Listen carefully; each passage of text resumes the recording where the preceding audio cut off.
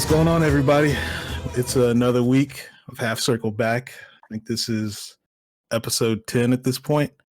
I think that's right. I want to say it's 10. I think it's 10. I think it's 10 as well. You don't listen to this show. You don't fucking know, Tim. Hold on. Well, let me check. Let me check right now, because you're gonna be a dick about it. Look, man, I understand you've been up since like 5 a.m. in the morning or whatever. You went to go work. It's actually 2:30, but that's fine. I don't give a shit. But anyways, what have you been up to, Tim? So last time we talked, I told you I was going down a rabbit hole of watching the Star Wars movies. So just to break down everything I've done. I finished season 3 of Ozark. I watched episode 1, 2 of Star Wars. All right. Did you realize how bad episode 1 is? Episode 1 is good. Episode 2 is trash. I mean, yeah. At some point tonight, I will be watching Revenge of the Sith. So I'm gonna keep that, I guess, going. But yeah, what else? I played some Street Fighter this week. How did that go? I mean, using the stream. That didn't last very long. Like, I had a streak going, and then I ran item and lost the item, even though I should have won the first game. But hey, whatever. But other than that, yeah, it was fun. I have fun playing it. Oh, how you been? How you been, man? Tired. I'm like, I think I talked about it last week. I mean, I'm still working right now. For how long, who knows? But until they tell me not to show up, I'm still braving the elements, I guess. So I've had to do server changes, or basically swap hard drives for servers off hours. So I had to be up at 3 a.m. yesterday, and then I had to wake up at 2:30 this morning. So yeah, I'm not a morning person, so that didn't go well. But yeah, we'll be back to a normal sleep schedule hopefully after this weekend.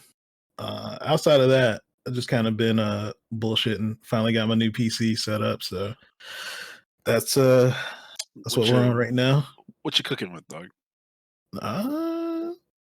Just basic shit, you know what I'm saying? Ryzen 5 3600, you know, big money. 2060, just basic stuff. But the humble flex, I see you, man. But nah, I mean, we'll see. I don't think it's gonna change anything as far as like how my stream stuff goes. So, which was kind of it was mostly like man, I'm not going to any tournaments this year, so I don't really feel bad investing this in the new computer right now. So as we found out that Combo Breaker got canceled, which that hit me kind of hard because I've been going to Combo Breaker since 2016 every year. So definitely one of the tournaments I look to go into every year. So but it is what it is. I've been preaching the good faith of the gospel of Combo Breaker, and it sucks that we can't go there this year to go fellowship with all of our brothers and sisters. I mean, at this point, I don't know where we're gonna get to go to this year. Hey, we're about to have this online major. You know what I'm saying? No, I'm ready for Capcom to go ahead and they're gonna bring in like the top 32 for the leaderboard. That's gonna be the the top 32 on CFN. Let's get it. Oh God, it's the online Capcom Cup. We're about to see some niggas get. Oh shoot, my bad.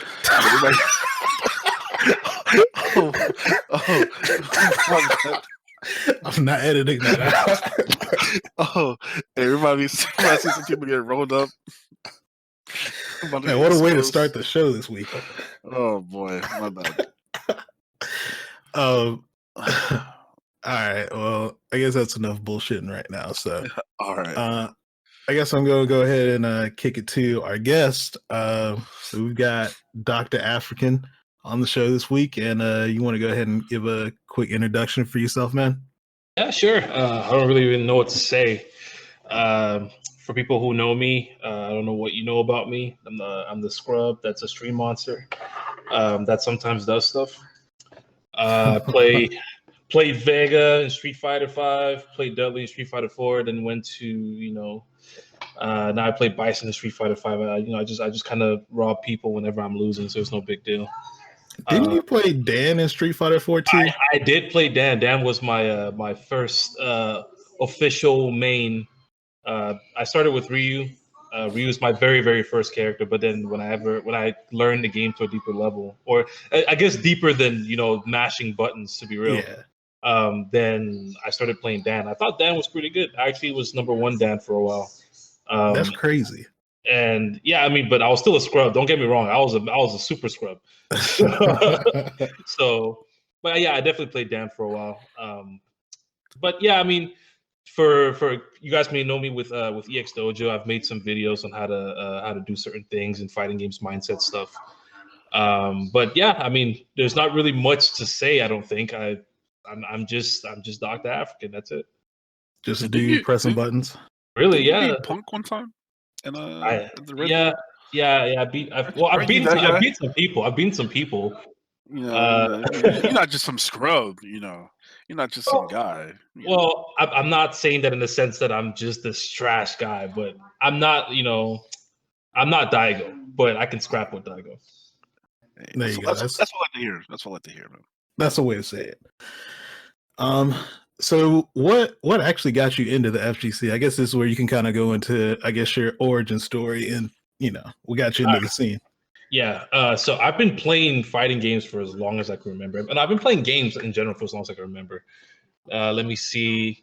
The first Street Fighter I played, I don't even remember what it was, but it had to be some kind of knockoff Street Fighter because you hit two buttons to do a Hadouken. And that's the game where I learned about quote unquote zoning. Because my brothers and I would just stand full screen throwing fireballs at each other. So I was pretty well accustomed to a fireball game and doing cheap stuff to win from a very young age. So eventually we played stuff like Capcom versus SNK. I was a masher. I knew how to mash DP out. I never knew what the proper motion was, but I knew how to mash it out though. But I'll tell you that I could make it come out. I could definitely make it come out. And then you can fast forward to whenever I came to the US. I was like 12 years old. If I saw the Street Fighter 4 trailer when I was in middle school, and I was like, "Yo, what the hell?" And of course, when I go back home, my brothers already have it, so it was perfect. And we're going, it's just kind of how it's always been. We always went back and forth. But then I found online. I started grinding hardcore. And actually, I remember the exact moment when I realized how good players were and how trash I was. And when I started playing the game a lot more, I ran into Evo 2009, Daigo versus Justin Wong Grand Finals. That blew my mind because I started understanding the game on a deeper level than I guess my brothers did. And I remember when I showed my brother that footage, it's like, "Yo, can you believe that anyone is this good?" And he's like, "All he's doing is throwing fireballs. I can definitely beat that guy." I'm like, "Holy shit, you have no idea what he just did." He has no clue what he's looking at. He has no idea what he's looking at. But I started to understand the game on a deeper level from that point. So I started trying to mimic Daigo. I didn't really have any combos, to be honest. If you ever played Street Fighter 4, at that point in time, all I did, I actually have this footage of this on YouTube. All I did was throw fireballs, anti-over crouch fierce. If they ever got close enough, I just buffer low forward fireball. And if it got too close, it'd be jab, jab, low forward fireball. And it never comboed. It literally never comboed. But I didn't have the DP, you just had the crouch fierce. I had the crouch fierce, bro. But the thing is, I started to understand how people thought that I was able to get to A rank literally playing just like that. I was a super scrub. I mean, I knew a jump combo, right? I knew like jump, roundhouse, crouch fierce, Tatsu. And I knew that if you jump, I could preemptively do light DP into Ultra 1. And I had pretty good reactions. So like I was a scrub, but like I was a thinking scrub, so it helped me out a lot. Yeah. So from that point, I eventually, when I was in college, this is when I discovered the offline scene. I've been playing for about a year. So online, I was pretty high ranked for how bad I was, to be honest. But that's because people don't know how to beat, scrubby stuff. That's tactical scrubbiness. I'll call it that. So I like that. Yeah, so people don't know how to beat that online, but of course you go offline, right? And I'm like, yeah, I'm definitely gonna wreck these people. So one of my friends like, yeah, there's this place called Fight Club. It's in Fort Worth. It's like an hour plus away from me. I'm like, yeah, sure, I'll go. And I'm really confident. And I go to this tournament, and everyone just takes turns waxing me. It was terrible. Everybody takes turns. I don't know if you know, like Integra, Chaotic, Love, Arthur, or say Embu, Adnan. They all just took turns destroying the shit out of me. And I was like, well, okay, I guess I'm bad. I should just go kill myself now. So I went home and I was like, okay. I shouldn't be laughing at that. I shouldn't be laughing at that. I definitely was actually like low key depressed because like I have this notion that because I'm high ranked online, even if I was to lose to someone, I'd be able to hold my own. But I don't even think I took a round off of anyone. So that was an eye opener. I know about it. I've talked about it plenty of times where it's like that was like the first time when I went offline, I was like, okay, I'm okay. I forgot what rank I was in vanilla, but like, I felt like I was all right. And then you go to your first offline session and you just realize like, no, not at all. Yeah, not at all. Yeah. Like it's a whole nother world. Yeah. Yep. Yeah, I started playing the game about when I didn't really play vanilla. Like I knew about vanilla. I think I touched it in vanilla like a few times, but I played mostly FIFA at that time. But I actually found out about like online and all that stuff a little bit later, like 2012 or so. So when I came in, like people knew what the hell they were doing, and that was an eye opener for me to just get destroyed like that. Like that's never happened to me before. I mean, I guess when I was a kid it happened, but that was it. So I went home and I was like, yeah, I'm gonna go look up some tutorials because I can't let this happen. So I learned combos. So I could actually hurt people because I figured that was probably important because when they hit me, it hurt, and then they had all these setups. I was like, yo, why can't I do anything when I get knocked down? So I was like, okay, I need to figure out what this is. So when I started watching other players, other review players, so I was like, oh, so when I do a throw, I need to do this and do that. I was like, okay, yeah, that's clever. And I found out what a safe jump was. I was like, I wish I knew that before. That's some helpful information. So I started going really, really deep into this rabbit hole of learning the game on such a technical level. And I wasn't even practicing as much anymore. I was taking a lot more notes, more than anything. And so eventually I started playing these guys more and more. It took me a while to be able to even scrap with them. But then I think the first time I actually saw results show up was when I played Justin Wong. And I believe I almost took a match. I almost won both matches actually, but he beat me 2-0, but I almost won both matches. I won one round pretty convincingly. I was like, yo, you know what? There's no way I would have been able to touch this guy before. So there's definitely improvement. So that was at the end of Street Fighter 4 when I could actually say I was getting good. I also this isn't really anything, but I also ended Snake Eyes' like 51 win streak or some shit. But he was beating every good player like that sat and played him. So I was like, oh shit, I'm actually doing stuff. So that's okay. Like it may not be anything big. It may not be like me beating him in a tournament, but I could take that as a sign of improvement at the very least. Right. So Street Fighter 5 comes out, and I'm like, yeah, I'm definitely playing. I'm going to take this game extremely seriously. This was season 1. This is when I played Vega. So I was grinding the game hardcore at that time. And then I never really traveled in season 1, but I played a lot in the southern region overall. But I played a lot in the southern region. But I never traveled outside of regional tournaments or like just Texas. You went to EVO, I think, that year, right? Actually, did I go to EVO that year? Yeah, you did go to EVO. 2016. Oh yeah, I did go to EVO. What did I get? 65th? I think I got 65th or something like that. Yeah, he made it pretty far. But... Yeah, and that was my first outside tournament too. So I was extremely happy with that result. And I think I lost to Nuki by 1 hit. Legit, and if I would have beaten Nuki, there was a so when Nuki beat me, he got a bye. So I was extremely pissed. He beat me and got a bye. You got a bye that late in the tournament? Yeah, I don't understand how that happened. I don't know, but the bracket somehow led to him getting the bye. And I was like, what the shit? So if I would have just done one thing differently, that would have been like top 16 or like 17th place or something like that, minimum. So I was like, damn, what the fuck? But I mean, it is what it is. Whatever happened there happened there. I think it was 24th from that point. It was like top 24 winners, so that's still 17th, right?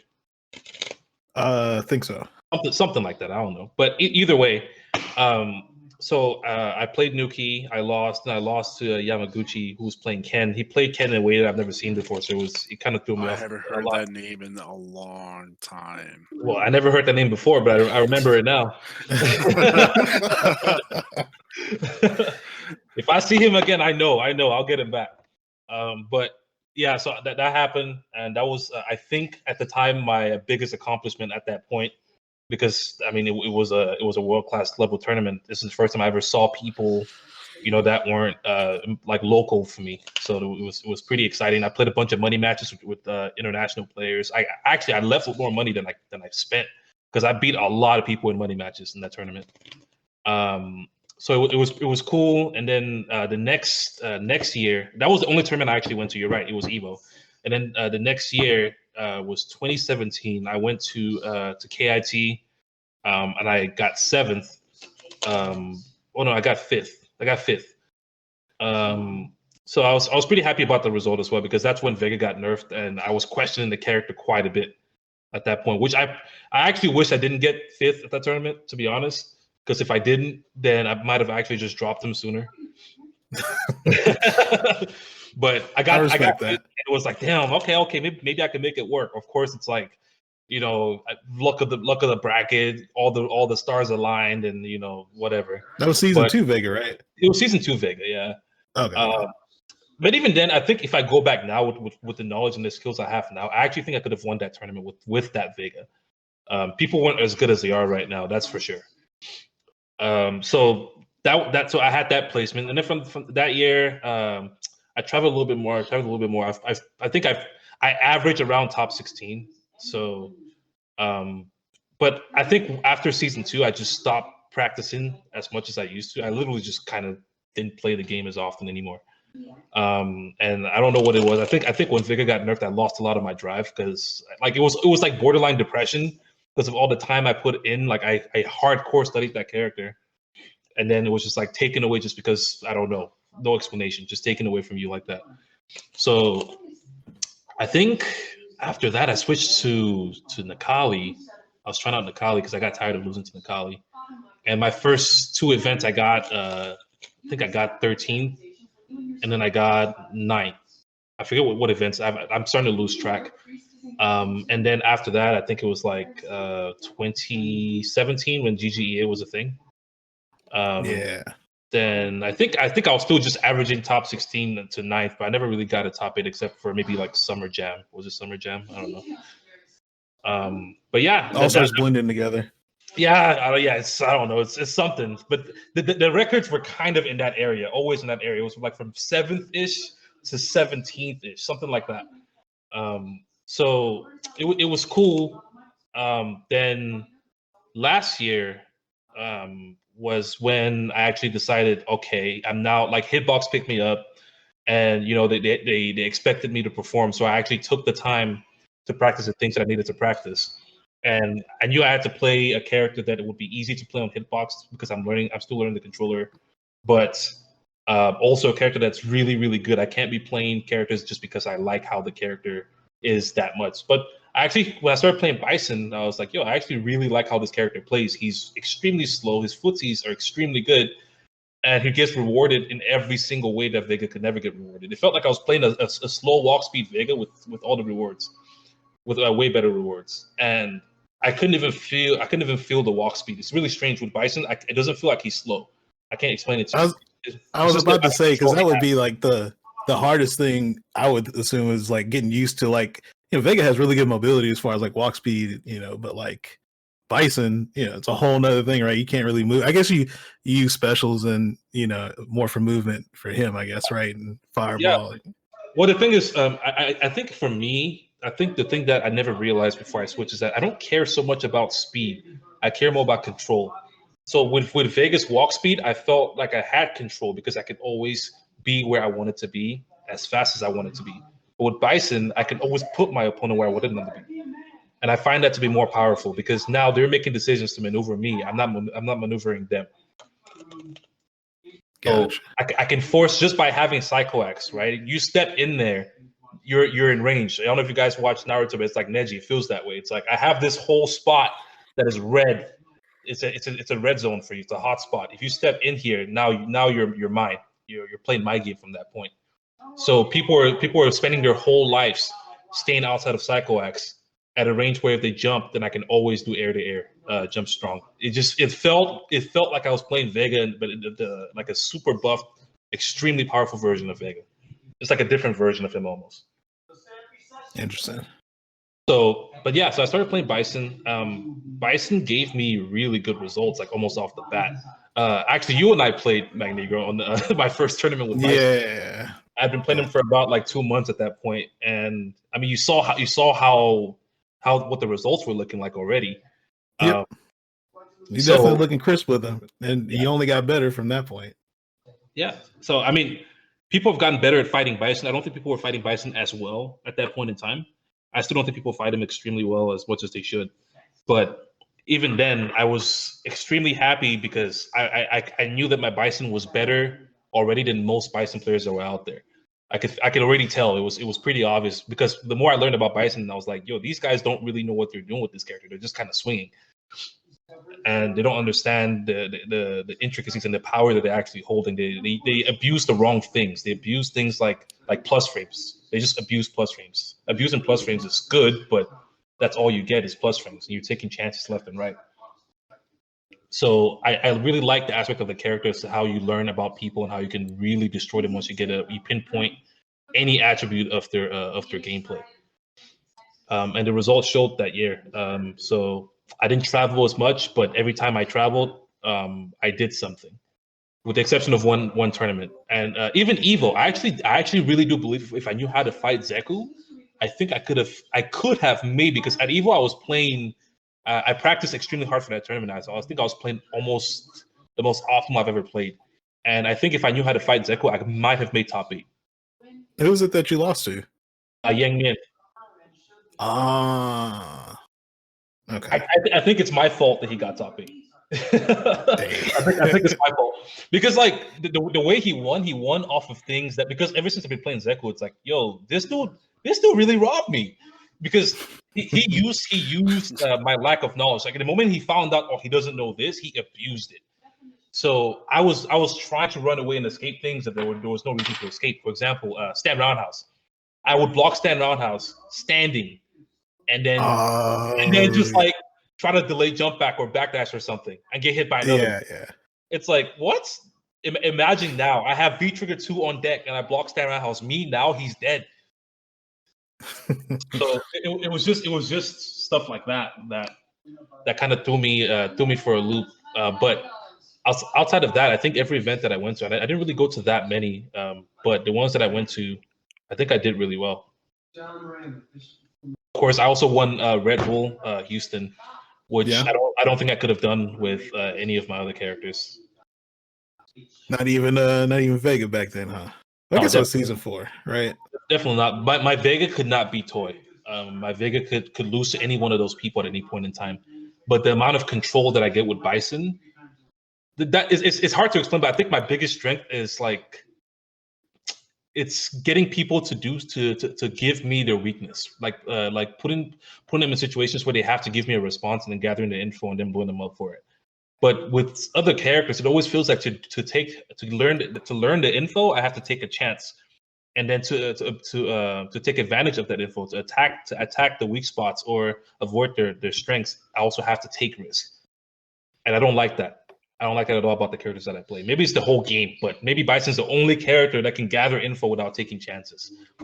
See, you know what? That's interesting, because I felt like, and I guess I still feel like that about Birdie, but like I felt like that about like peak Birdie, like season 4 Birdie. I felt like you really didn't have to do a whole lot, and it was easy to, like, you play a very basic game, figure out how people deal with certain things, and then try and take advantage of it, right? I mean, obviously, like, he doesn't get huge reward unless it's off like a whiff punish, but you know, you kind of use his tools to kind of set that stuff up. I mean, I think Birdie is generally a fine character if it wasn't for the hurt box issues from before. Yeah, that was honestly my only issue with him. It's that you couldn't, if you can't even threaten someone's strengths, and their strengths are that good, then it becomes it doesn't even matter if the character is top 5 or top 10, because now what you're looking at is it's not tier anymore. You're looking at something that's just inconsistent. It's just unruly. You know, there's no. It's almost like Blanca, where it's like Blanca. Historically, has always been like, where do you even put this guy on the tier list? Yeah. Create a situation that's it's not necessarily random. It's just extremely unpredictable on what's going to happen. So no amount of strategizing, no amount of playing solid will ever give you similar results. It will seem to always be something that you can never control, and that's the problem. That was the issue with Birdie before. But the moment you're able to conquer something, the moment I can make you place your Scanferis at smarter places, then we can play the game. Until then, I'm gambling. We're playing casino. That's interesting. So, I guess with that, can you give us some information on, I guess, the side projects you've been working on, like Side projects I've been working on. or I guess the ones like EX Dojo. I don't know, you do like a lot of coaching and shit like that. So let me see. I've been coaching people for a while. So when Street Fighter 4 ended, not even before it ended, to be honest, but at the end of Street Fighter 4, a lot of the players in my scene kind of just went off the grid. All of them, all at once, they just stopped showing up. At one point at the weeklies, it was literally just me and Arthur, who was the person who taught me the game. At every single weekly, so we'll just pretty much just sit there and say, you want to just rock paper scissors this one just to save time? Sure. We actually did that sometimes. It was just kind of stupid. So new players would come up, they would ask questions, and I'll take the time to teach them a bunch of stuff and whatever I could. And from teaching them, I actually learned a lot of stuff. I learned a lot from teaching people. I had to break down things on a level that I never would have thought about, to where it makes more sense to me, gives me a different angle. So do you think being a coach has made you like a stronger player overall? Definitely, yes. For doing it for so long, it's almost like they were like, I don't really know what to call it, but they were almost like the catalyst that would unlock information in my brain that I already knew, but never thought about. Never thought about it in a way that I could apply it. So something as simple as, okay, Magnegro, you remember when you played Mika, right? And you remember when the first time we played Vega versus Mika, I don't remember what tournament it was, but I remember like I just did far jump, medium kick, and I whiff punish you from the air every single time. That was my entire strategy, and I would just reversal and run away. What tournament was that? Oh yeah. That was like 2016. One of those tournaments, right? One of those tournaments. Yep. So that concept, I got from watching Nemo, but I saw Nemo do it, but I never understood how it worked. So I was like, well, I'll try it out. So sometimes I'll try, sometimes it will work, sometimes it wouldn't work. And then I was explaining it to someone at one point, and then I actually said the phrase, "It's like whiff punishing from the sky." I actually said that, and when I said that, I was like, "Wait a second, that's why it doesn't work sometimes. I'm not letting it whiff, or they're pushing their button later, so it's not whiffing completely, and I'm getting tagged early." And that small realization has gotten me so many more wins than you'd understand. And it's just some small little thing in mid conversation that you just couldn't think it if you're just by yourself. You just couldn't think that. Someone has to help you, lead you down that path. Unless you're sitting, I mean, I've learned how to think that way now by myself, but even then, talking to someone, bouncing ideas off of, even if they don't know what the hell you're talking about, asking questions could actually lead you down a completely different path. So, long story short, yes, coaching someone, coaching people in general. From that point, it was so early in my Street Fighter times that it helped me learn how to think more clearly, because I had to explain really complex ideas to any person that some people have a hard time understanding. So having to explain it to so many people that can't understand, literally have no idea what I'm talking about, helped me think a lot more clear. Like, I know me and you, we talked about it when I was like down there in your area, and I thought like your way of like coaching and like teaching players like their characters or help them learn their characters like really interesting. Like, you'll go and you will actually learn the character yourself, and then like I believe you was telling me that you asked them like, how do you want to play this character? Like, like what kind of style you want to play them, like, or I guess something that like that range. I don't know if you can like try to Yeah. elaborate more on that. So the journey with so I this is the best way I can put it to you. I can't. There's a difference between teaching someone and coaching someone. I find that as a huge. Anyone can say, "Yo, that's +5," right? That's easy. Anyone can do that. Anyone can give you information, but to show someone how to think on their own and to find themselves essentially, it's a whole different thing. It's completely different. There has to be a certain point when if I'm coaching you and I'm training you, um, when you improve enough, there has to be a certain point when you ask me a question, it's similar to it should be a peer-to-peer question where you're asking more of an opinion to do with it what you will, which is always my goal. I never want to tell someone what to do. So whenever people ask me, I hate this when people say, "What should I do here?" I can only tell you what I would do there. So unless I fully understand you, I can guide you. I can try and guide you to that spot, to your own answer, because you're not me. I've taught many people. I've taught, for example, Nigel, Marvin, Wally, some other people. The same, even like Oliver Queen. It's really strange. I taught all these people like 6 different defensive options, and they all used the same option. But like literally, they just ignored the 5, and they only use one of them. And I find that strange as fuck. But obviously, they all like that one a lot, right? And that's the one that I like the least. But they all like that one a lot. So if I was to tell them, "Oh, you should do this instead," then I take away their freedom of choice to then decide what they want to do. I can only tell you Right. I can only tell them what I know, and then they can use that information however they like. Maybe they can dig deeper with the other options and try to find something deeper. But I can't really tell you what to do. So the best thing I can do for you is see exactly what your situation is. See, like I have to know what your character does, what your character's options are, and find as many options as I can that I can relate to you, and then maybe that will help you start you down the path of developing yourself. I think that's the best way to do it in general anyway, because I feel like when you start trying to tell people stuff like that, it feels like they might be playing out their comfort zone because maybe that's just something they don't want to necessarily do. So it's like maybe if you tell them that, they feel obligated, like, oh, I have to do this every single time, and it's not necessarily the case, you know. Yeah. And of course, this is more for advanced players. This is why I prefer training advanced players a lot more than I prefer training beginners. Training beginners is a lot of just repetition and a lot of patience with them learning very basic concepts. But advanced players, I find that it's easy to untrain things because you can easily just give them negative reinforcement and then they'll fix up themselves. They're paying a lot more attention, so it's easier for them to pick up things like that. But you're exactly right. I think that, and this is opinion, of course. You said it's a coaching style.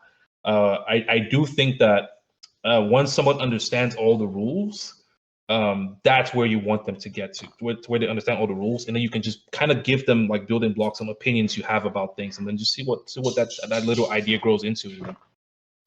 I totally forgot what I was about to ask. Holy shit. No, it's all Yeah. Magnegro, good. actually, I'll give you something. You remember when you played Nigel at KIT? Yeah. Okay, so before you and Nigel played, um, he and I labbed to beat you specifically. He and I labbed to beat every single person specifically. Damn. Every single person specifically. So we You know what's literally funny watched about that? replays. What? You know what's funny about that? What? Because I barely played to the point of KIT. I See, that's think the problem, though. well, I mean, my reasons was like, man, I like so my whole dark process going to season 5 was like, man, I don't think I'm going to be able to adapt with like the one major like change to this character. It was like all right, I was like, all right, stand fierce, crouching me, or stand fierce and stand me and punch is like, all right, it's whatever for me, it's fine. I just can't do it as much, right? But like as soon Crouch as the medium punch. time, yeah, but this crouch medium punch came, was like, well, shit. It was like, even though I can anti-air using crouch fierce or bullhorn, it's like in the heat of the moment, I know that my brain's gonna tell me to do crouch and medium punch. because why not? It's gotten me out of every like sticky situation, right? But like I And also, remember playing. oh, go ahead.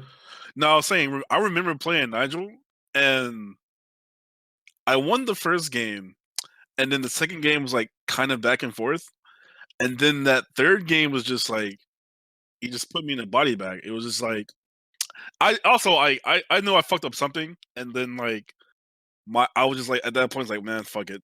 But I was still trying. But like I think when I was playing Nigel, the moment he started crossing me up, I was just like, oh, I can't do this without me putting all my thought into like actually anti-airing like properly, right? And I think me and Greg talked about doing crouch fierce, but like in the heat of the moment like that, I think it's like super hard. At least for me to do like on the fly like that. Yeah, I mean, so they're okay. That's I'll talk about that in a second. Yeah. I'll link both things I'm about to say to that. So for Greg, well, I was actually talking about the past KIT, not the most recent. Oh, but that's fine. That's fine. I was talking about the past one because it was in top 8. So I had Nigel prep for every single person. I broke every single person down. We had notes on every single person down to what's his name, Serpentorus, who I think was in grand finals, right? Yeah. So down to him even, because we found every single like thing he was taking advantage of, every single weakness that I could find on him, and we labbed every single thing. But then when the time came, this is the most consistent thing with everyone I've ever coached. When the time comes, for some reason, they always forget the thing they're supposed to be doing for whatever random reason. So, for example, whenever he was playing you, there was one thing that he was supposed to do that I know would have crushed you in that moment. He never did it once the entire set. And then one more thing I told him is that you like to bait stand strong as well from Balrog. So yeah, I did do that against him early in that set. Yeah, he should watch out for that. And as long as he watches out for that, then it's pretty much fair game. But if he does not watch out for that, I told him no matter if you're gonna forget everything else, do not forget this one thing because you will lose if you don't do this one thing. I told him that. And of course, he forgets about it. Does stand strong, loses. Does stand strong, loses. I'm like, bro, you had literally one job. So I stand up and I call him from the crowd. I'm like, bro, I motion like crouch fierce, I like swing it. I motion it like really hard. So he was like, oh yeah. And then he starts actually having a fighting chance from that point. But the thing is, for me to have come up with that it's a special anti-air just for him. He's not the kind of person who likes he doesn't juggle a lot of information really well. He likes freestyle. He likes to freestyle a lot, and that's always been his biggest downfall. But if I can get him to focus on one thing as a primary objective, then the rest of it just kind of happens for him. But I have to know that about him first. So that way I can't tell him the exact right answer. Because even from that crowd fierce, he started doing upper instead, right? So because he knows that, but that's an option that he knows in his head. I didn't limit him to only crouch fierce. What I told him is you can literally do anything else. You can use crouch strong anti, you can use crouch fierce anti-air. Fucking do stand fierce if you want to, but do not hit stand strong. Another thing that I've learned that I'm going to circle back to you, Tim, is that the biggest thing when it comes to training yourself to not do something is not to think, don't do this. That's the worst thing you can do. Never think, don't do this. Instead, you must replace that thing with something else. You have to think, I'm going to do crouch fierce, not I'm not going to do crouch strong. Because if you think I'm not going to do crouch strong, the literal first button in your head is crouch strong. Yeah. I get that because I guess at that point, you're still thinking about the crouch strong, not the other option, because you're saying don't do the crouch strong. Yeah, so that's the quickest way to adapt in an immediate moment. But if you have 2 days to train, you can easily untrain. You can mostly untrain a year's worth of bad habits. But it's very specific ways of doing that I don't feel like disclosing in a in a Discord in an official podcast. But I'll tell you guys like how I train. I untrain myself to stop stand jabbing in a day, you know, and that's something I was doing for like over a year. I untrained myself. Go ahead and Just go ahead and tell me that after the podcast. I'll tell you. But what I will tell you is that it's heavily based on negative reinforcement, and it is not fun. Oh, that sounds interesting to me. It's not fun. It's like in a lot of ways we're like animals. We are animals, right? Like when you start, you have to make yourself relate something with something really bad. So your fingers, right before you do it, your fingers will stop because the last time you did that, something really, really negative happened. There are many ways to do it, but that's all I can. That should give you enough information to where you can work on any method you like. But the way that I do it is pretty fucked up. I'll tell you what I did to my students to make them stop anti-air jabbing. This works on every single one of them. Every single time you anti-air jab, I want you to just go play ranked for like a few hours a day, and every time you anti-air jab, just let go of the stick. Oh, that's pretty good. Well, like every time you anti-air jab, you just lose a round. Every time you anti-air jab, you lose a round. That strains them out real fast. Like within 2 days, they're checking themselves. Let go of the stick. Oh, okay. All right. That's what I do to them because I'm nice to them. I'm way harsher on myself than I am on anyone else. What do you do to yourself? I can't tell you. That's what he's got to say for us. Oh, okay. All right. Yeah. That's that's interesting. I've wanted to get into trying to like help people, but the hardest part I have, I guess the hardest part I have with trying to like teach people things is I don't really know how to break things down in a way that makes sense to everybody else. Like I can look at things and I can say, oh, okay, well, in this situation, I would do this, and I can see my thought process, but it's hard for me to explain my thought process to other people and how they should apply it, or like basically teach people, I guess in the scenario of like matchups, like how to necessarily like beat things that I'm doing all the time. You know what I mean? I have something that will make sense to you. Is to use analogies. Use a lot of analogies. When you learn about a person, for example, you guys tell me something that you're into. Just like anything. Anything. Music. Okay. So let's say that you're talking to someone who has been playing guitar for 5 years, or they've been playing drums for 5 years, something like that, right? Mm-hmm. And they're playing fighting games, and they're complaining about how it's taking too long. They're losing. The best way to put it to someone like this is to try to get them to relate to music in any way that you can, in anything that they specifically do. For example, if they're a drummer or if they're a guitar player, you can say, okay, you've been trying to make it into the guitar field for a very long time. How long did it take you till you got your first gig? They might say 2 years, 3 years, 4 years. It's like, okay, well, think about that. If you're competing with other people are already famous. They're already out there. They don't have to do anything, right? These guys have been doing stuff for like 10, 15 years, some before you were even born. So you can't expect to get results like these guys if you can't play. You can't play a super diamond if you're a gold and expect to win. That's not realistic. That's like having a guitar battle with who is some famous guitarist? Lenny Kravitz. Sure, having a battle with him and expecting to win. If you had a battle with that guy, what would be your first thought? Then they would probably tell you, "Yeah, I'm definitely going to lose." It's like, exactly. You need to have that same mindset. Someone that I've trained is a bodybuilder. He's been working on bodybuilding, and he always gets mad whenever he loses. He gets extremely mad. He says, "Yeah, I've been doing this for a year. How come I'm not able to? I should at least be able to do it. Put a scratch in you guys." And I had to tell him, "Look, when you walk into the gym, the first time you walked into the gym, how much were you lifting?" He tells me whatever number. I'm like, okay, how much is the heaviest guy in your gym lift? He tells me the number, and I'm like, okay, how long have you been lifting for? He says 2 years. I say, how close are you to lifting what that guy is lifting right now? And he's like, oh, that actually makes sense. That means what I'm saying is completely unrealistic, because I can't walk into a gym and expect to lift what the heaviest guy is lifting in a month or in a year.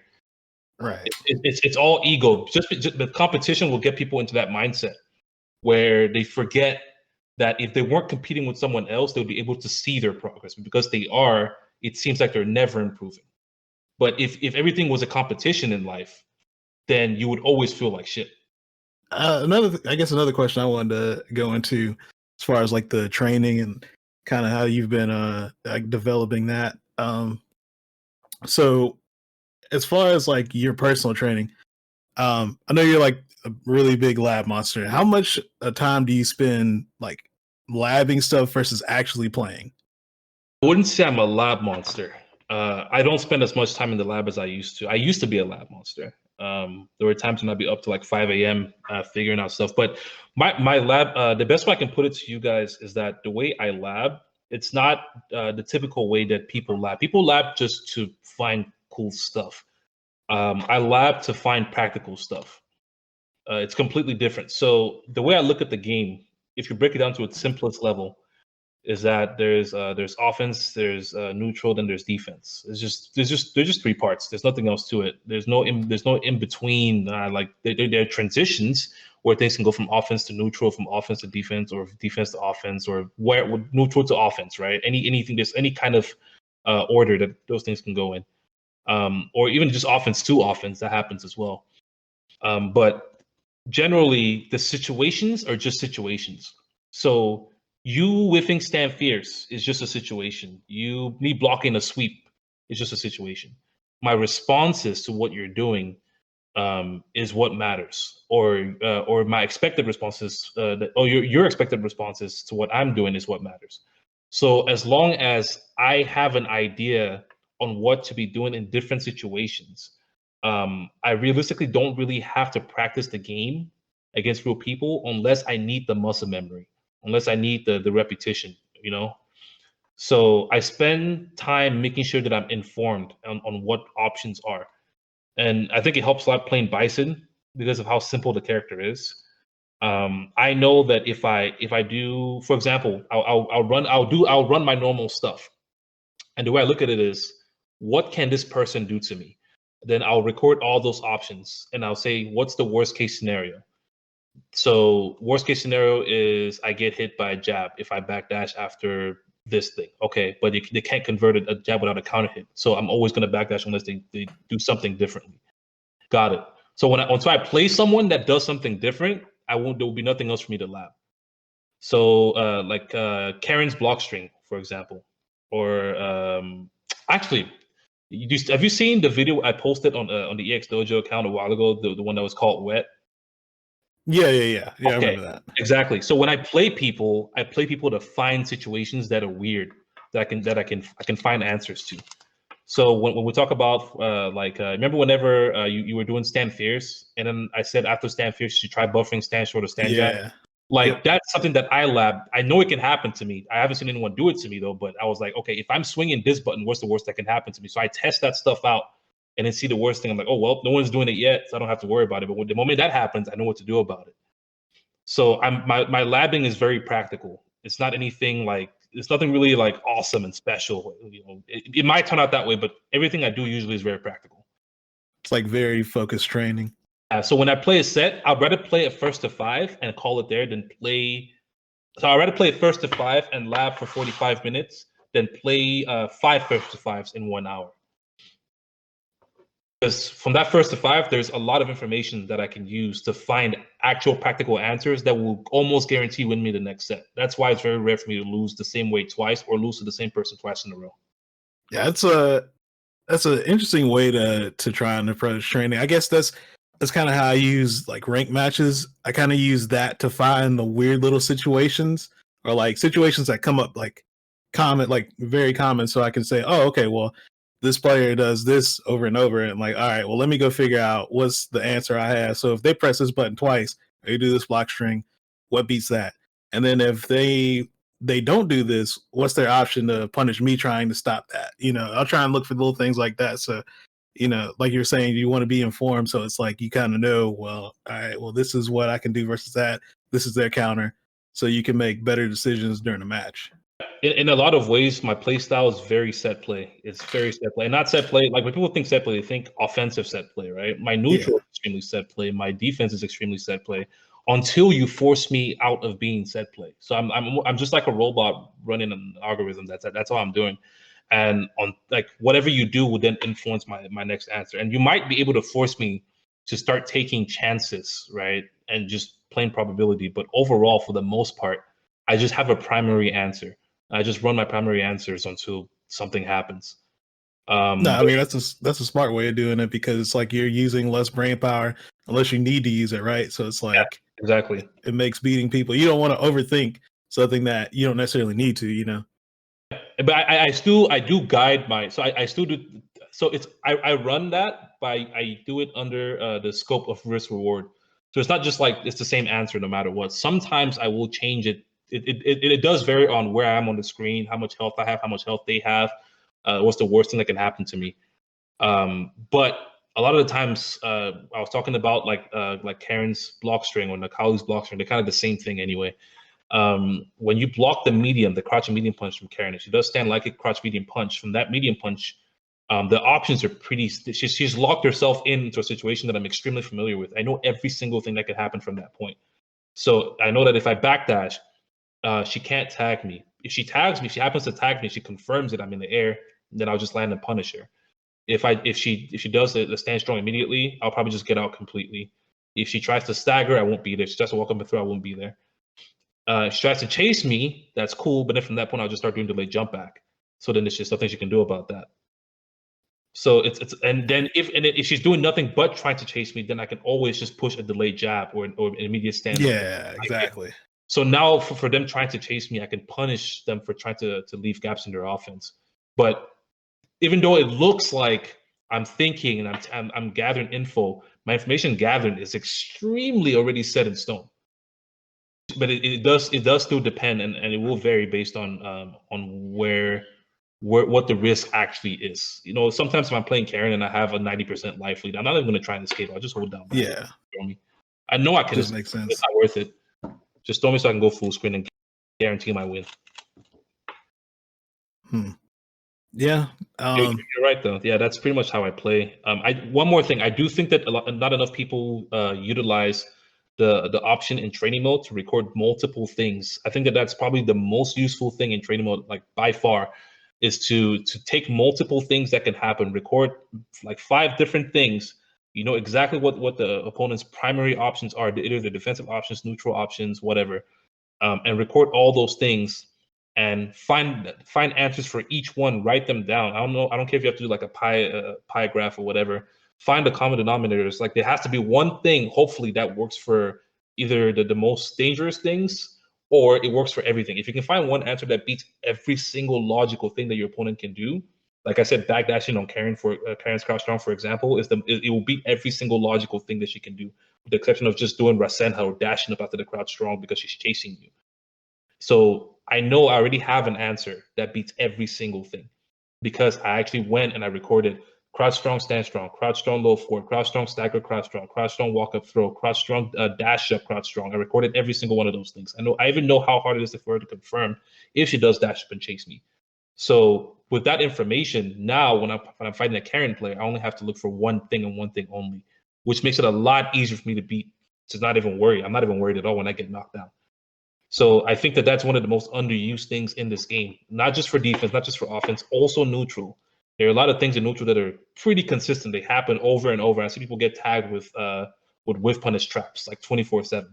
yeah. But no one takes it to the lab to think, what could I do to beat this particular trap?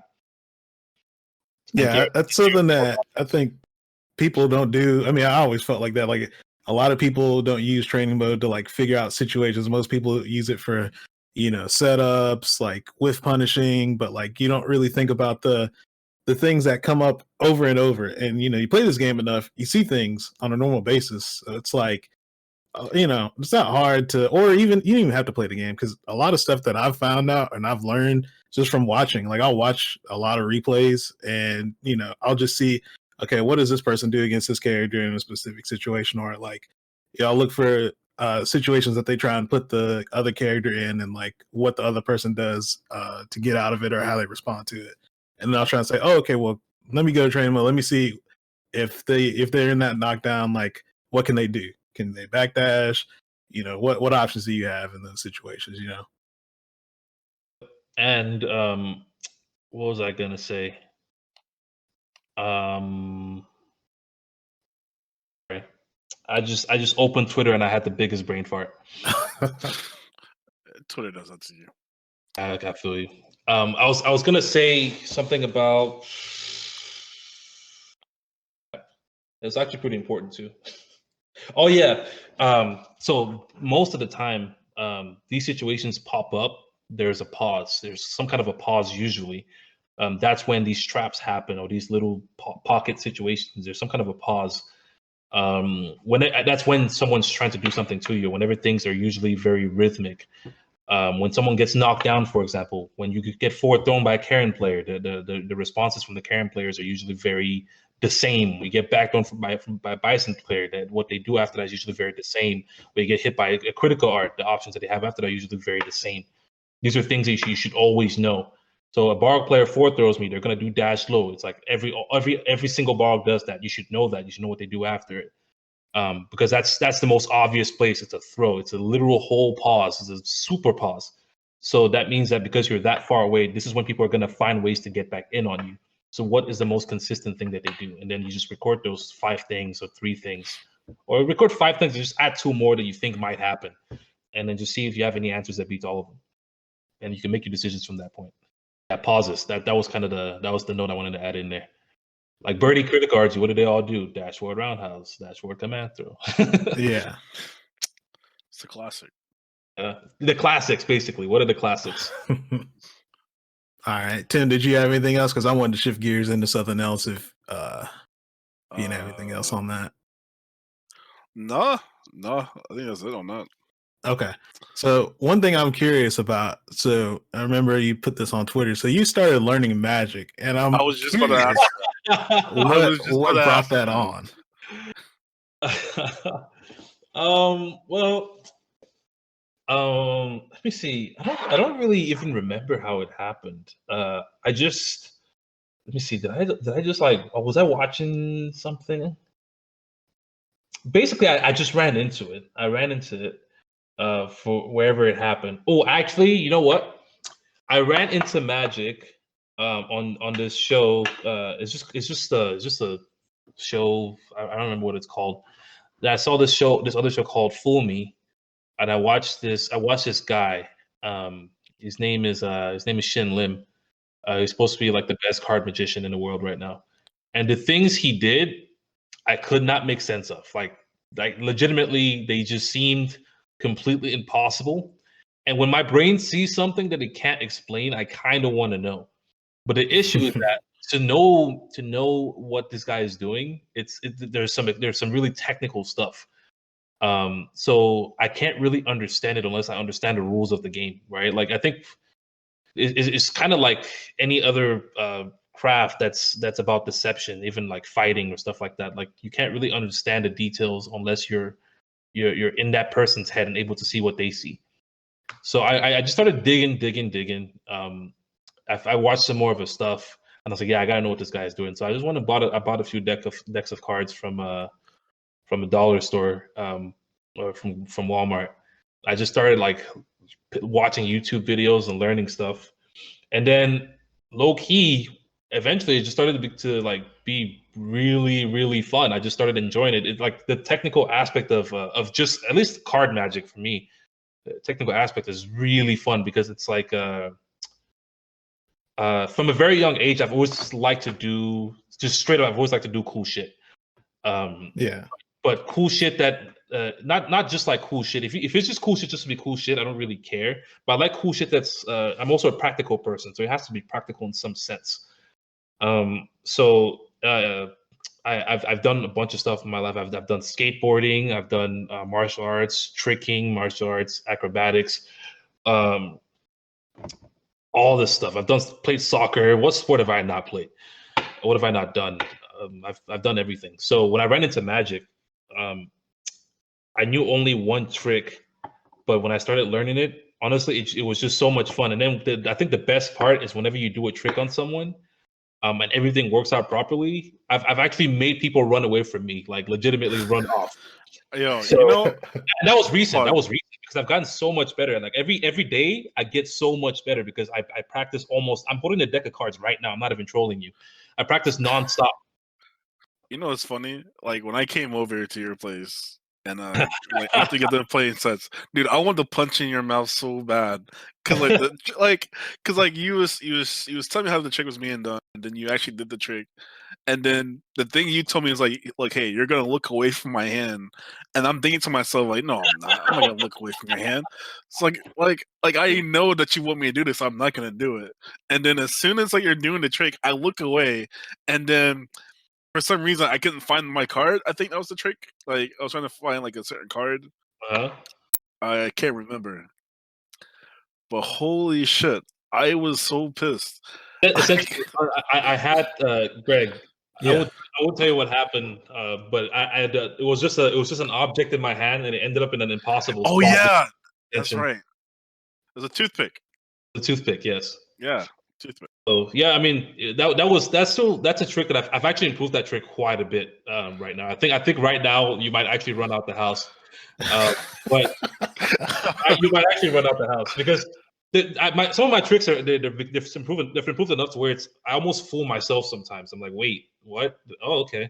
So I don't know. I like that. I like that that kind of reward and like the psychology of it of how much a human being can pay attention to one thing and look at the right spot and look at the wrong spot, and how much I can like manipulate their attention to one thing and one thing only, or how much I can take advantage to their perception of vision or the brain's ability to fill in the blanks and use it against itself. Magic is a lot more than just. It's a lot deeper than just tricks. You know, it's really fucking with the human brain on a level that's really. It's like when you do a far jump and you make someone's crouch strong whiff for the first time and they're extremely confused as to why their anti-air didn't work. It's that feeling, but they allowed it. Like the most confident people are the people that I want to fool the most, because like I break their entire world. It's like I take a single moment in your life and I make it to not make any kind of sense. I find that to be fun. I had like, just because I know the type of person you are, I had this whole thing in my mind of like, I wonder if he's doing this for like some type of use within fighting games or something like that, just to understand how people think and like be like, oh, okay, well, see, now that I'm learning this, then there's some way to apply that to fighting games. That was what my theory was. My life's journey is literally to understand things in general. I like to understand things and how things work, like what makes something tick. The amount of, I mean, I've always liked psychology as well, like understanding how people think in general, how to persuade people and manipulate things. That sounds bad, but not really. Like we all do it on a daily basis. But I want to understand it on a deeper level, like literally in exact context as to how does this actually work. It works in multiple ways because I can figure out how to control someone in the game, right? I can figure out how to make my mom do something that I want her to do by either positive ways or negative ways. There are a lot of ways you can utilize it, but I think it makes you a better person overall to understand how things work, and you can get your message across in ways you couldn't do before. Of course, if a shitty person learns the stuff that I'm learning, it's bad. If a truly shitty person learns, it's like this is what I. If you ever heard of the book the 48 Laws of Power? Yeah. That book is essentially the what I want to master. That's essentially what I want to master. I want to understand pretty much what the hell was going on in our heads and exactly how I can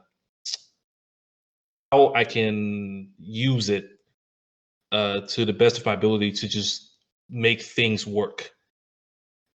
I'm not a big fan of hurting people. I'm not a big fan of manipulating people in a negative way. But anyone who thinks that that everyone doesn't manipulate each other is naive. Yeah, I mean it happens to some extent all the time, right? Yes, all the time. And yeah. I realized how naive people were whenever I told someone, like when you're in the FGC, for example, right? You have to be open to hanging out with people that you usually wouldn't hang out with, even if it means that they're just an asset, because it doesn't necessarily mean like, and they didn't like when I used that word asset, but it's like, no, asset is not a bad thing. If you really think about it, people in your life are either assets or liabilities. Liabilities, right? Yeah. So sorry, I had a little bit of I was choking a little bit. I'm drinking something. So if you're not an asset, you're a liability. Just straight up. That's just how it is. And that's not a bad thing to think of someone as an asset. It doesn't make you a bad person because it's a lot of the times it's a mutual thing. As long as you treat this person well and you're willing to do for them everything they're willing to do for you, they don't have to be your closest friend. Not everyone has to be your closest friend, right? Like, I mean, you and I are on a podcast right now, but we don't talk that often.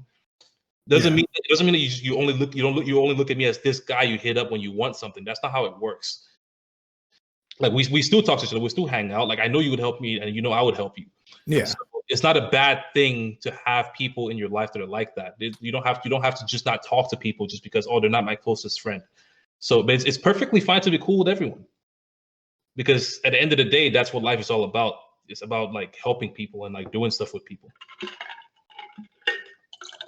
Yeah. That's the psychology aspect that I've been trying to apply to my life quite a bit. But Magic, to be honest, it was just something that happened in a rabbit hole. If it becomes something positive, then good. If not, then it's still fun to do. Yeah. At the very worst, it's just something that you that occupies some time. You know what I mean? I definitely enjoyed it. I mean, everyone's bored during this whole pandemic. I'm over here learning like 16 different tricks a day. It's fun. All right. So I guess to start closing this out, do you kind of want to go through what your what EX Dojo is and kind of what your involvement with that is? Sure. You remember GGEA? Yeah. So GGEA essentially was Optics Academy team.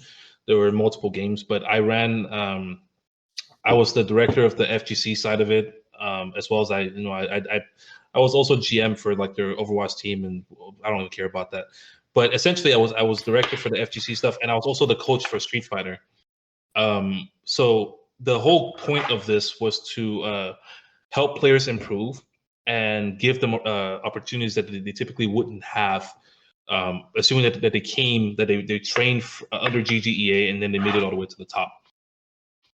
So this it involves everything from getting better in the game, mindset, diet, even just overall way of thinking, and social media, so on and so forth. Just becoming a well-rounded product for themselves in the game and outside the game.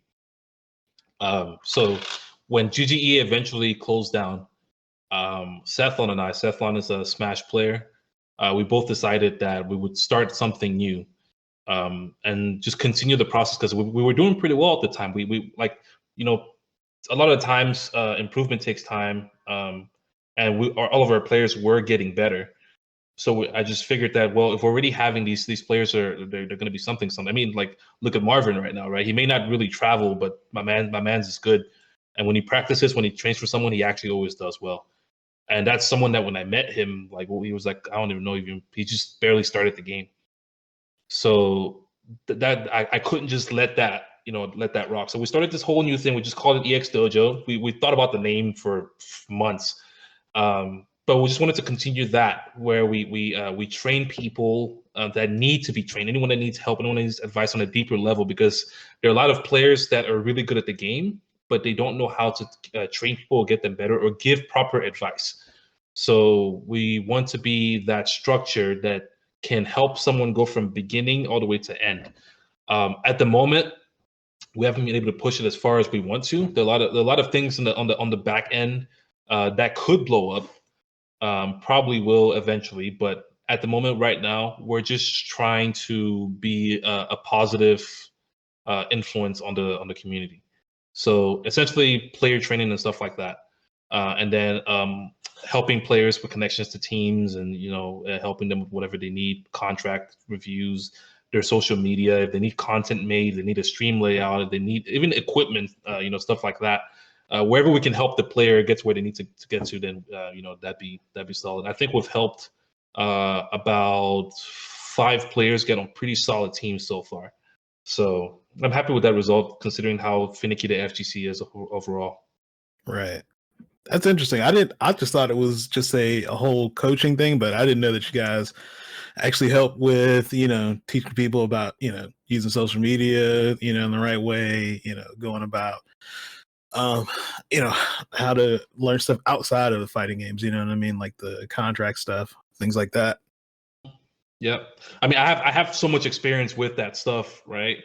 I have a lot of experience with that stuff. I have like really good connections to people that can help, depending on what the scenario is. So it would only make sense that if a player needs help with something, especially considering my background, I have a media background, I have psychology background. I have there's like I said, what have I not done, right? And I know people in all these fields, and in esports as well. So it just made sense to me that we can continue this regardless, whether or not we're associated with the giant that Optic was. We can definitely still do it in the FGC at the very least. Yeah. So I'm guessing were you kind of like behind Nigel with this current team and everything right now? With I forgot what the name of it was. Yeah. Yeah. But that's a topic I don't want to talk about though. But yes, Right. that was Nigel and Sevens got on the throne too. Sevens too. Or I Still Combos, formerly known as. Yeah. I like with my time being down there, I definitely thought when I was traveling around Texas for work or not, I definitely thought your guys' scene was definitely the strongest, just because how close knit you guys were, or just how regular you guys meet up and everything for your locals. And I just love the fact that how while everybody's playing, they're also talking with each other as well, and like trying to figure out what they're doing while they're playing. I think I was like playing with Espada, and like the whole time we're playing like our first to 10, he's just telling me everything what he was trying to do in certain situations and stuff like that, which I thought was like super cool in a way that I don't see other scenes even remotely doing. Pretty much how we train. It's pretty much how we train. I mean, the thing with bees, and I always try to push it over here, like us beating each other, it should never matter. And that does sometimes backfire whenever we meet each other in like bigger tournaments, and that's shitty because that's happened way more times than I think it ever should have. But like generally, like if I lose to Sevens, or if Nigel beats him, or if I beat Nigel or whatever, like we never really care because that's kind of the people we train with. We know things about each other that like no one else knows, that we can take advantage of and stuff like that. So generally, we just want to help each other cover those weaknesses and like try to explain to them why I'm doing what I'm doing, so maybe they can find an answer a lot easier than trying to try to guess why I'm doing it. It'd be a lot easier for them. I would hate to watch someone that I train with lose to someone that's doing what I do to them. Right. So I think in general that's just how we are, and I talk about how in Street Fighter 4, most of our players, most of the top players at the time, like kind of just went under a rock somewhere. I think that because of how Arthur and I used to train, a lot of the people that came after me picked up a lot of that, and I guess that's probably a good thing because our scene is probably the least toxic that I've seen. To be honest, everybody down there is like in good spirits. It's like everybody down there is just having fun, and it's like sometimes when I go to Atlanta, like I don't feel that, and like me going down there was just like, yo, this is like a totally different vibe. Everything is just like it made me want to play. Like that was the thing. Being down there, it just made me want to play, like playing more with you guys, which like I had fun doing. I'm glad you And, came like, down. Definitely glad you came yeah, too bad my trip was cut down short because of the whole, all right. Well, I don't think I got anything else. You got anything else you want to run by him, Tim? No, just stop doing magic tricks on her. I did one. It's when I was working on. I have to try it on someone. The more people I try it on, the better. But y'all seen my stream? Yeah. Yep. Yeah. I've been there. I just saw your highlight you posted like on Facebook.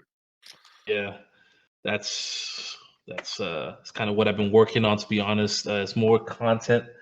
It sucks because we're working on content down here in general, like the entire scene. We're trying to come together and work on content as a group. I don't know if you've seen like Marvin posting stuff with like skits and stuff like. So we're trying to do a lot more stuff like that, like even just streaming overall, doing group sessions on someone's stream. What I want to do is I want to see if we can have someone on the EX Dojo account streaming at like pretty much almost all the time. That'd be sick.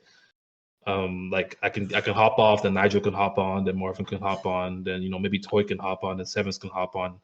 That I think that'd be really sick. But we're trying to just push that. But from right now, because of this whole thing going on, it's a lot harder to get content out there. So I just figure out stream and then post highlights and stuff like that. Try to make the highlights as interesting as possible. See you back playing Vega. I like how you're just waiting to ask that question. Sitting there waiting.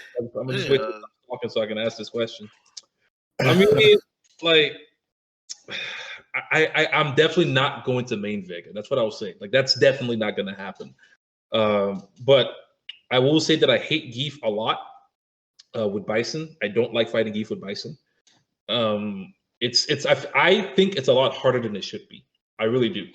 I've played Geef with a lot of characters. I've played Geef in Street Fighter 4, and that was when I played Dudley. This is the hardest I've ever had to try to beat Geef. I don't think it should be this hard against even like fighting an Ultra Gold is kind of difficult if they know that they're supposed to flex and they know how to lariat. So I wanted to find a character I can use to fight Geef specifically. I thought about Chun. I thought about Guile. But then I saw all this stuff that Vega was, because I never wanted to go back to Vega, like in any sense. I never wanted to go back to the character. I saw all this new stuff Vega has, and I'm like, hold up, wait, he can do what? Wait, he can do what? What? He can do what? So I just picked up the character for like 2 seconds in training mode. I was like, yo, this is insane. Because there's so much that I don't have to learn if I play Vega. If I play Chun, I have to relearn a bunch of stuff like start using stand short anti-air, which I find extremely stupid. There's like no thought process when I play Chun with the anti-air, and I think that should be a huge part of any character that's a far range poke character. But I digress. But with Vega, there's so much I don't have to learn. So when I pick him up, all I'm doing is just filling in the blanks. And I mean, of course, I'm going on streaks because I've played the character for years. It's not like I'm gonna forget all this stuff. Yeah. Not like I'm back playing Vega. It's just more like I never forgot how to play Vega, and I'm just learning the new stuff. And I really would just want him for Geef specifically. Oh, so you're coming back to Vega? That's all I'm hearing. You only heard like the last part. You heard, yeah, I'm playing Vega. Deleted everything before and after. I'm playing Vega for it. No, there's no for it. There's no Geef. Just playing Vega. Got it. Thought I would never see the day. That's what you want to hear. I mean, that's why I'm hearing. You know what? I'm gonna main Vega 10% of the time, 1% of the time. That make you feel better? I'm still maining him. Fair enough. That's fair enough. Yeah, but hey, you know what? Also, if you can look at it this way, both characters are named Vega. That is true. Yeah, if we're going with the Japanese version of that. So you're about to play Claw now, right?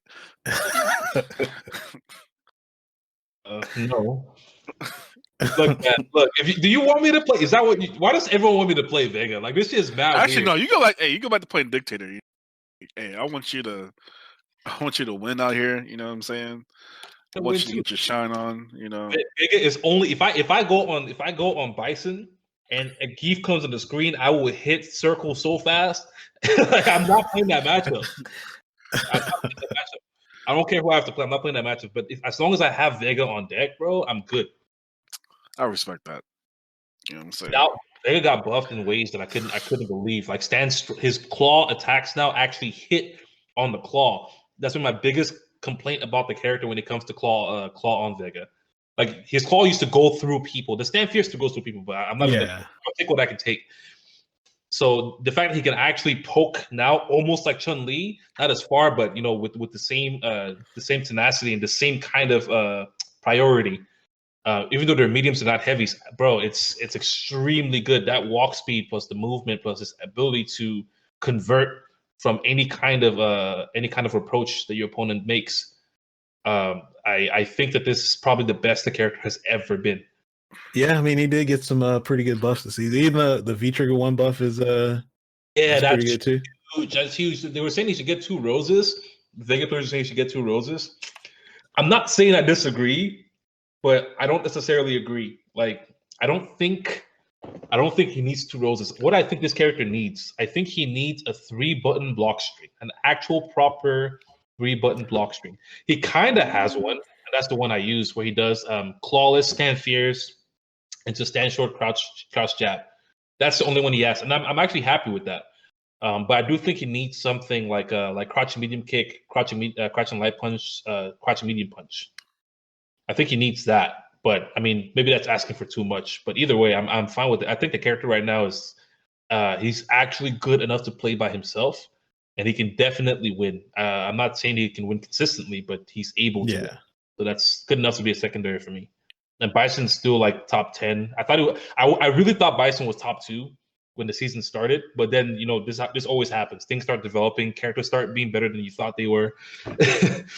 So yeah. Honda. Which it really sucks that we don't really have any, we don't have like a tourney season right now to kind of see how this whole season is going to play out in general. We kind of, not really have a good way to see it other than online tournaments, which that's not the, the typical format for this type of thing. So after playing 2 Reddit tournaments, I can tell you that I don't ever want to do any online tournament that actually matters. I think it is extremely silly. So when I play, I've played in this online tournament, and I'm like, okay, there are 2 things about online tournaments I don't like. There are 2 things I don't like. Number 1 is the connection. The connection's a big deal. Obviously, yeah. I'm a reactive player. That's what I do. I've always been a reactive player. I don't think that will ever change. I don't like to swing at all. I hate swinging. I despise swinging. But online forces me to swing. I hate that. Secondly, is the people online. Not everyone online is bad, but I've noticed that I'm not the only one who changes when I go online. Everyone changes with me. So we're all just a bunch of scrubs mashing buttons. And that sucks. Yeah, kind of. And I can't judge people who play only online because I don't know if they would be different if they were offline. I don't know because I don't think they ever had the opportunity, or I've never seen them in a situation like that. So the people who are online make decisions that they really should not be making. Or they're people who only play online and don't really care about anything, and they're willing to take any kind of chance. I played a Ken player that was doing V-Skill 2 into DP, and he was a Grandmaster. He did it like 16. I know who you're talking about. I'm not even going to say who it is. But I can clip it right now. Are you talking about High Speed Chaos? I wasn't going to be mean about it, but yeah. Hold up. Bro, it's on my stream. I can clip him right now. It was insane. I've never seen anything like that. What was it? But yeah, like I kind of, I mean, I'm a reactionary player too, so I kind of feel you on that. It's like, and the thing is, it forces you to play out of your comfort zone, and then on top of that, when you play online, you can't necessarily even take it too seriously because it's like sometimes, if I feel like high speed chaos, it's high speed chaos. But yeah, sorry, go ahead. Yeah, no, I feel like if I waste time trying to figure out people's thought process when this person may not even come offline to ever play. Why even waste the energy trying to figure out why they want to do the things that they do when I should just beat them for just doing it rather than trying to figure out why they want to do it? Oh, there's no need. There's no point in learning in an environment where people don't care why anything is happening. Yeah. And when you start fighting against, what do I even call them? They're just not thinking. Everything I can use to call them just sounds like an insult, but I mean what I'm thinking. I mean, go for it. I mean what I'm thinking, but it just sounds like an insult. But like, it's they don't care. They're not thinking. They don't care about thinking. They've probably never had to care about thinking, and they're okay with it because it gives them enough results to where it's okay. It's fine. But for someone like you and I, every single hit matters. Every single loss matters. Every round matters. But that's not what we're fighting against. Oh my God! What But anyways, yeah, that was the yeah. I'm not a fan of online. I don't take it seriously, and I don't ever want to play in any kind of serious online event. Shouts out to Reddit though. I mean, are you still gonna actually enter those just for fun, or? I'll still enter. That was great. It's good for the community. Yeah. But I'm talking more about like the Olympics and stuff like that. Like that has. Oh yeah. We don't even know those are even happening. It's probably not going to happen at this point, but hope it doesn't. I really hope it doesn't. I'm pretty sure it's still going to be an online tournament when that time comes, but at the time being, like I don't mind online. Like if you were to say CEO is online or whatever, I don't mind that. That's whatever. I'll rock it. But that's for right now. I don't ever intend to, and even then, I probably still will never take it seriously. Whatever the placements are on that, I don't even care. Like, yeah, they kind of end up just being like an asterisk by because it's like, well, it's online.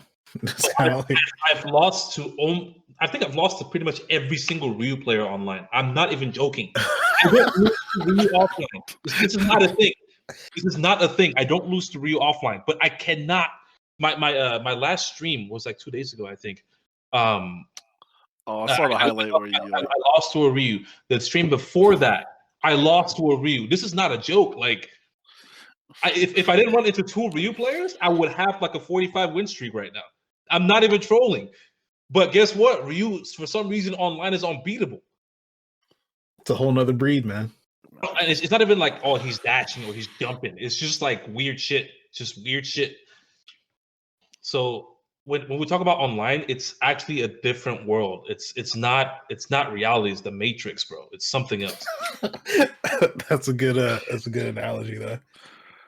Oh shit. Yeah, I ain't got anything else. If you wanna go ahead and pimp anything that you got going on, Doctor. I mean, just the stream, check us out. You just go to the Twitter at EX Dojo. Yeah, just EX Dojo. No space, no nothing. Just EX Dojo. You can check us out on Twitch at twitch.tv/EX_dojo. And follow me on Twitter. That's just Docta Afrikan. That's it. All right, Tim, you want to go ahead and pimp your stuff? Yeah, man. Follow me on Twitter at 4HTim. You can also catch me on Twitch when I decide to stream Street Fighter again, which will probably be like Monday, at twitch.tv/4H_Tim. And my OnlyFans is definitely coming, guys. It's not a joke. It's not a joke. I would hope not. Actually, I was thinking about doing something. I was thinking about doing some kind of raffle, like free lesson or something like that. Like free lessons for this period, just so people can try it out. But I wasn't sure if I can pull that off or not. Talking about for EX Dojo. I don't know. What do you guys think? Yeah, I think that'd be a pretty good idea. It'd be sick, man. I wanna enter that. Okay. I'm opening up the dojo Discord. So there's there's a public section. So pretty much anyone can go in there. But I will post the link in here as well. Sorry, you guys can continue. Yeah. Make sure you guys follow. Make sure you hop in that Discord. And all right, well, you guys can hit me up on Twitter at Boombox Hero, Twitch whenever I randomly stream Street Fighter at twitch.tv/Magnegro with a 0. And also check out the YouTube, youtube.com/C/Magnegro. This podcast will be on there along with some other stuff. So also, if you guys got a second, go to iTunes and rate the podcast. Anything nice that you can say. Just takes a second and also helps to get the show out there. So we greatly appreciate it. But with that, man, I guess I'm gonna go ahead and call it an episode. We'll try and be back. We're kind of off because of my work schedule this week. So next week we should be back to normal. Probably do another interview. So look forward to that. But yeah, outside of that, man, I'm gonna go back to being a bum. So all right, y'all take it easy. Peace and out. All right. Peace.